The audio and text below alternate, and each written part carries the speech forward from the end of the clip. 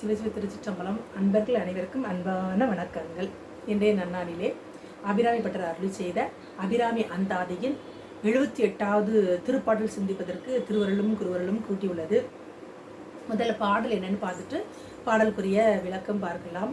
செப்பும் கனக கலசமும் போலும் திருமுலை மேல் அப்பும் களப அபிராம வள்ளி அணிதரள கொப்பும் வைர குலையும் விழியின் கொழுங்கடையும் துப்பும் நிலவும் எழுதி வைத்தேன் என் துணை விழிக்கே. அற்புதமான பாடல்.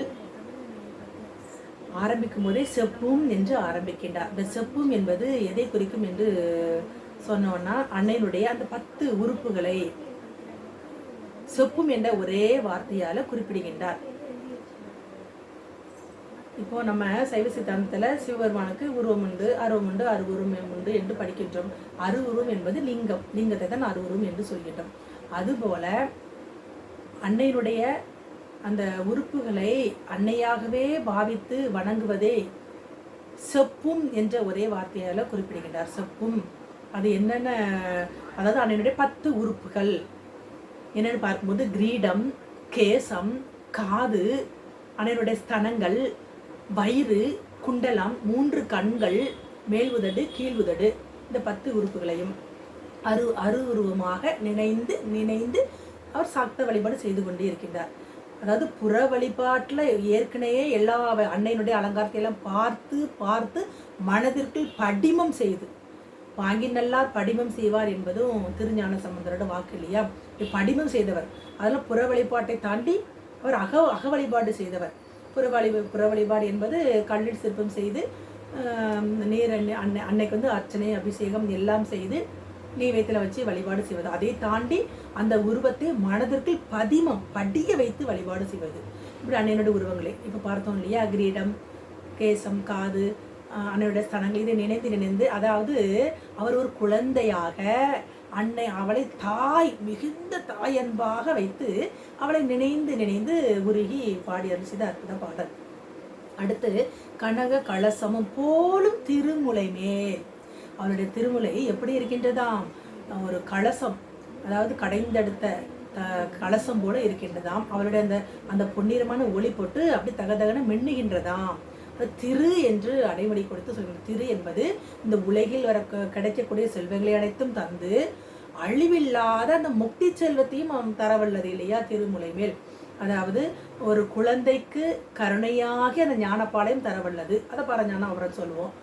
அப்புறம் வந்து உலகியல்ல என்ன தேவை? உலகியல்ல வந்து நமக்கு இன்பத்தை அனுபவிக்கிறதாக, அதாவது உடம்பு நல்லா இருக்கணும், வளமாக இருக்கணும், ஆரோக்கியமாக இருக்கணும், அந்த அமுதத்தையும் தரவல்லது அன்னையை நினைந்து வழிபாடு செய்து வணங்குபவருக்கு.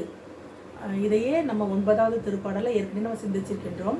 பாலலும் பிள்ளைக்கு நல்கின என்றும் பாடி அருள் செய்திருப்பார். 24வது திருப்பாடல்ல அமரர் பெருவிருந்தே, தேவர்கள் வாழக்கூடிய அந்த சுகத்தையும் தரவல்லவள் அன்னை. அதாவது இன்பத்தையே தூய்த்து கொண்டிருக்கிற அந்த நிலையும் தரவல்லவள் அப்படின்னு இங்க சொல்றாரு. இப்போ உயிருக்கு, அந்த உடம்புக்கும் என்னென்ன வேண்டும் என்பதை தரவல்லது. உயிருக்கு என்ன வேண்டும்? அந்த உடம்பு இருக்குமே இந்த உயிரானது அன்னை நினைக்க வேண்டும். அப்படி நினைந்து உருகும் அன்பர்களுக்கு, அடியார்களுக்கு லௌகீக ஞானம், வைதீக ஞானம், பரஞானம், அபரஞானம், சிவஞானம், இந்த 5 அறிவையும் தரவல்லது. அதான் திரு என்று அடைமொழிப்படுத்தி இங்கே நமக்கு பாடி வந்து சிரிக்கின்றார். அடுத்து சொல்றாரு பாருங்க, அப்பும் அப்படின்னு சொல்றார். திருமுலை மேல் அப்பும், அவருடைய அந்த திருமுலை மேல் அப்பும் களப அபிராம வள்ளி என்று குறிப்பிடுகின்றார். களப என்றால் செல்வம் என்ற ஒரு பொருள், இங்கே சந்தனம் என்ற ஒரு பொருள், இங்கே சந்தனம் என்ற ஒரு பொருளாக எடுத்துக்கொள்ள வேண்டும். இப்போ நம்ம கோடை காலம் வரும்போது அன்னைக்கு சந்தன காப்பு, மஞ்சள் காப்பு அதெல்லாம் செய்வோம் இல்லையா. கோடையின் அந்த தாக்கத்தை, வெப்பத்தை தாங்க முடியாது, அந்த வெப்பத்தினால நோய்கள் வரும். அந்த நோய்களின் தாக்கத்தை குறைப்பதற்காக அன்னையை நினைந்து சந்தன காப்பு செய்வோம். காப்பு என்றால் மக்களை காப்பவள் அபிராம வள்ளி. அப்போ அப்படியே அந்த சந்தன காப்பு அன்னைக்கு செய்த அந்த அலங்காரத்தை இங்கே பதிவு செய்கின்றார். அடுத்து அபிராம வள்ளி அன்னை, அபிராம வள்ளிக்கு அந்த சந்தன காப்பு அலங்காரத்தை நினைந்து பார்க்கின்றார். அடுத்து அணிதரள கொப்பும் அப்படின்னு சொல்றார். அணி என்பது அணிகலன், தரழ என்பது அசையக்கூடியது. அதாவது எது அசையக்கூடியது? அன்னைக்கு தலையில் சூட்டக்கூடிய அந்த அணிகலன்களை, அது 3 அணிகலன்களை இங்கே நமக்கு பதிவு செய்கின்றார். என்னென்ன அணிகலன்?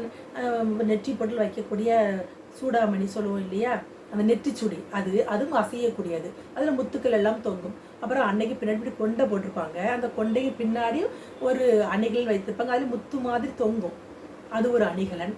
அப்புறம் அடுத்து காதில் மாட்டக்கூட ஜிமிக்கி, அதுலேயும் முத்துக்கள் இருக்கும் இல்லையா. இப்படி அசையக்கூடிய அணிகலன்களை அணிந்திருப்பவள்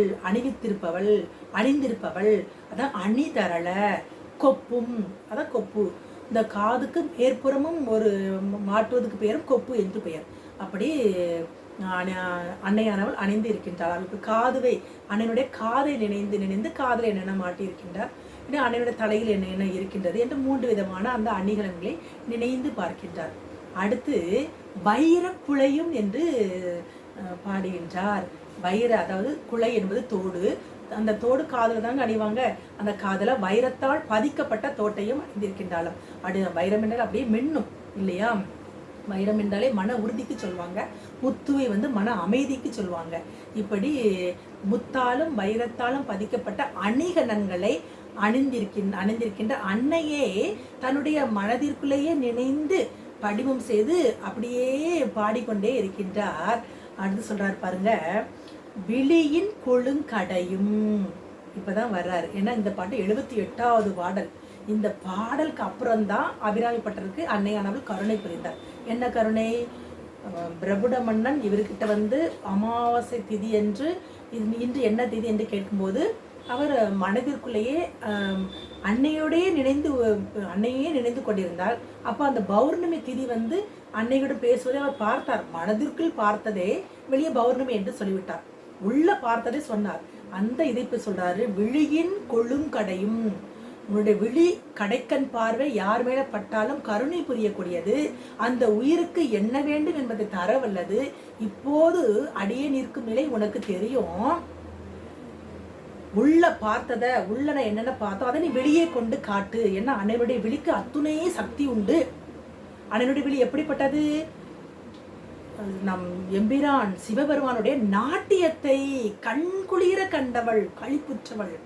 பெருமானுடைய திருவுருள் அனைத்தையும் வாங்கி கொண்டவள்.